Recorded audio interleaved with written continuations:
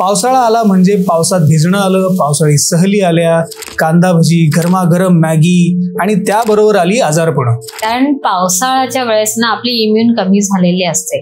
कोरोनामध्ये सुद्धा आपण पाहिलं की इम्युनिटी वाढवा. पावसात जास्त जे इन्फेक्शन होतात ते दूषित पाणी, दूषित अन्न आणि हवा हे 3 माध्यम आहेत. शिळं अन्न घरचं जरी खाल्लं तरी फूड पॉइझनिंग होऊ शकते. पाऊस छान बाहेर कोसळतोय तर आपल्याला छान भजी खावीशी वाटते, चहा प्यावासा वाटते. चहा आणि भजी हे अगदी पावसाचं समीकरण. पावभाजी आहे, सेफ आहे, यू कॅन ईट.